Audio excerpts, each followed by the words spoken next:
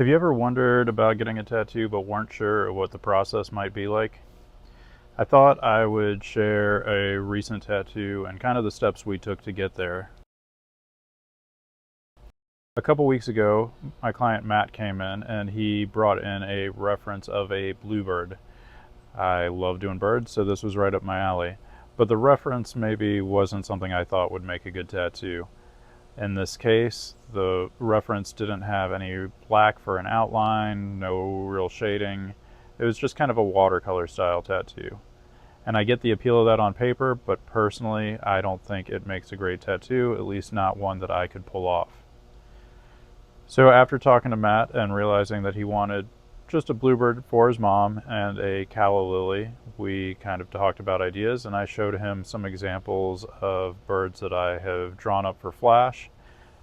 From there, he said that he was comfortable with that style as long as we changed up the flower, and I drew up something for him, which I did.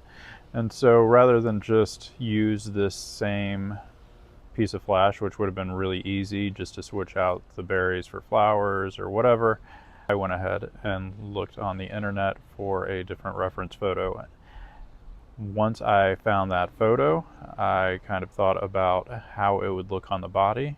In this case, he was thinking either it would go on his chest or his shoulder. Both shapes kind of, or both placements kind of lend themselves to the same shape, so that was convenient. He could decide the day of. I picked out this bluebird and then drew a calla lily just kind of from my head, pieced everything together, and then I always like to do a color study so that when Matt showed back up, he was able to see exactly, or at least a very good representation of what he would be getting. Once he saw the color study, he was on board and we were good to go. So here is the final product. Hopefully this gives you an insight into my process and maybe it makes getting a tattoo a little less intimidating. If you have any other questions, let me know. Drop me a line.